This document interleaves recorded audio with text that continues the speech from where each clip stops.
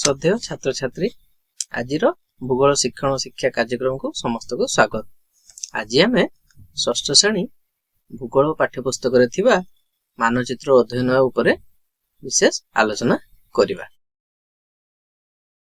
आज शिक्षादान पर छात्र छात्री माने प्रत्येक मानचित्र रे मानर मौलिक वैशिष्ट्य कहिबे। पिला माने जानिछो प्रत्येक मानचित्र किछि मौलिक वैशिष्ट्य थाए, अर्थात किछि समान गुण प्रत्येक मानचित्र रे थाए। तुम माने कहि परिबो कि सेगुडी को कोन कोन होई पारे? हां पिला माने तमे ठीक कहिछ। सेगुडी को हला दूरता, दिक्क, संकेत। এই তিনটি মৌলিক বৈশিষ্ট্য আধারে সমস্ত মানচিত্র প্রস্তুত করা যাইଥାଏ। আজি ଆମେ এঠারে কেবল দূরতা বিষয়ে আলোচনা করিবা।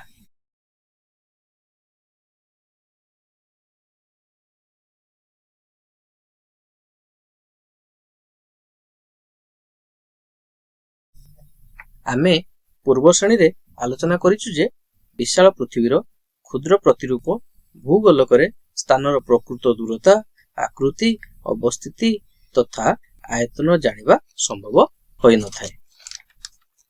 तेणु मानचित्र रे विशाल पृथ्वीर एक क्षुद्र स्वरूप मानचित्र रे अंकन करा जाय थाए। तबे पिला माने कहि परिबो कि एते बड़ पृथ्वी छोट मानचित्र रे रहिला किपरि?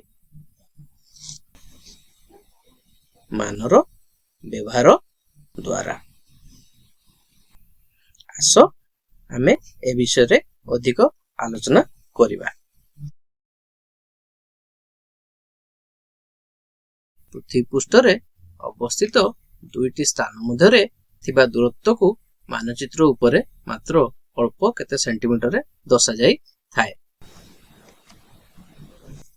कागजर लंब 20 सेंटीमीटर बा अल्प अधिक होई पारे।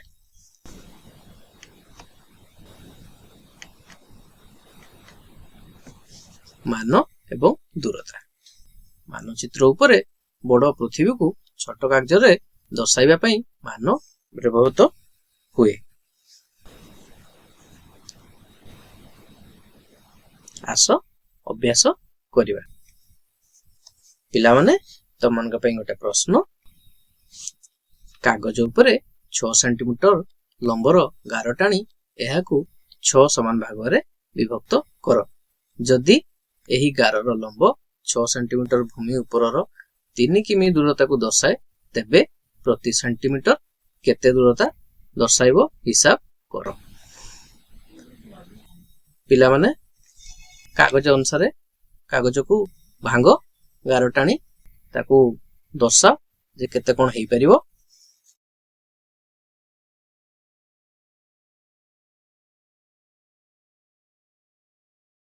आस यार उत्तर जानिबा। जदि 6 सेंटीमीटर इक्वल टू 3 किमी हुए तेबे 1 सेंटीमीटर इक्वल टू 0.5 किलोमीटर हबो। 6 सेंटीमीटर को आमे जदि 3 किलोमीटर हिसाब रे आमे भाग करा हिताए तेबे 1 सेंटीमीटर को आमे हरण करी 0.5 किलोमीटर आर उत्तर पाइबा।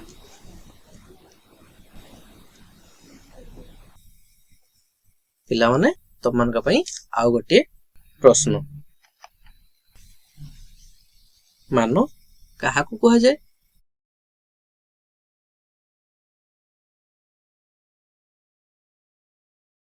उत्तर हला पृथ्वी पृष्ठर दुईटी स्थानर प्रकृत दूरता एवं मानचित्र उपरे थिबा स्थान दुईटीर दूरतार अनुपात को मान कहा जाए।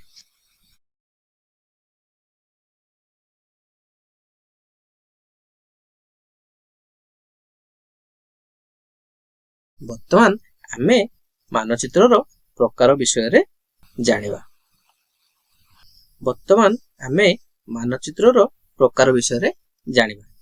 ମାନଚିତ୍ର ଭିତରେ ମାନଚିତ୍ର ଦୁଇ ଭାଗରେ ବିଭକ୍ତ, ଯଥା ବୃହତ ମାନ ବିଶିଷ୍ଟ ମାନଚିତ୍ର ଏବଂ କ୍ଷୁଦ୍ର ମାନ ବିଶିଷ୍ଟ ମାନଚିତ୍ର।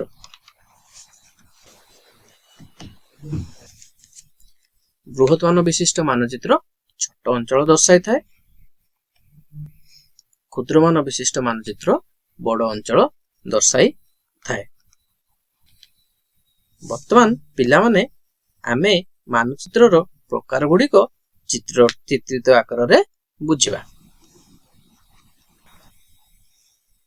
ପିଲାମାନେ ଦେଖିଲ ଚିତ୍ରରେ କଣ ଦେଖାଯାଉଛି? ଚିତ୍ରରେ ଆମେ ଓଡ଼ିଶାର ମାନଚିତ୍ରଟି ଦେଖିପାରୁଛୁ।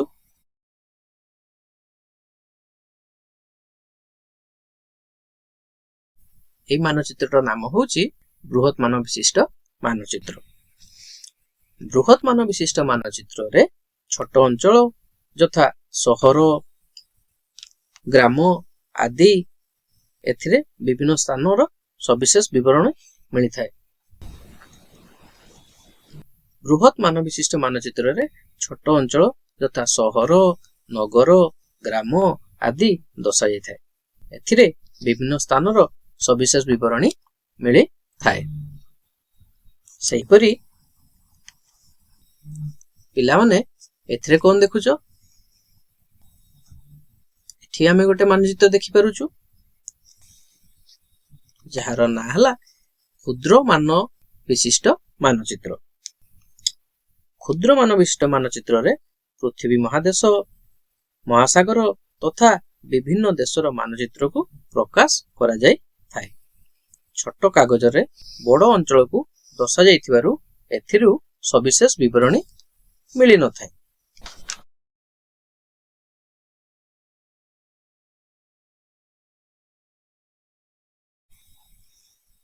ପିଲାମାନେ ଦେଖିଲ ଚିତ୍ରରେ କଣ ଦେଖାଯାଉଛି? ଚିତ୍ରରେ ଆମେ ଓଡ଼ିଶାର ମାନଚିତ୍ରଟି ଦେଖିପାରୁଛୁ।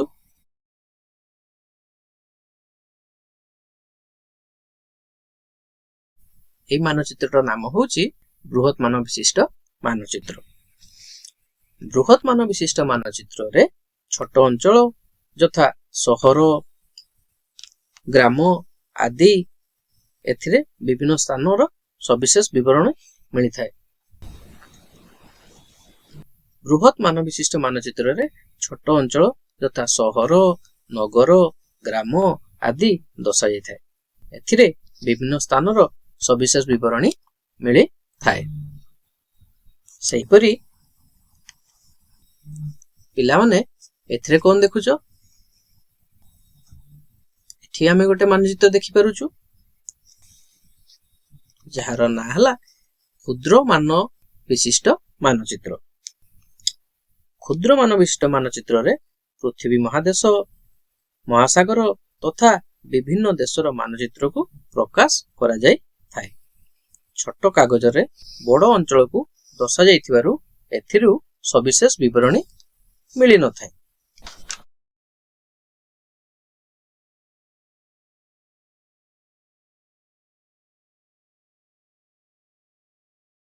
ପିଲାମାନେ ଆମେ ତ ଆଜି ବହୁତ ପାଠ ପଢିଲୁ।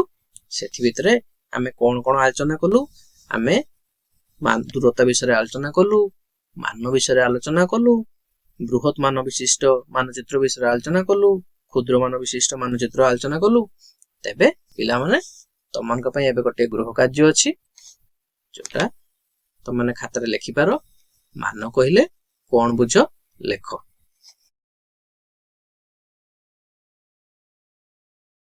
ଧନ୍ୟବାଦ। ପ୍ରକୃତି ଆମ ପାଇଁ ଗୁରୁତ୍ୱପୂର୍ଣ୍ଣ, ଏହାର ସୁରକ୍ଷା କରିବା ଆମର ଦାୟିତ୍ୱ ଅଟେ।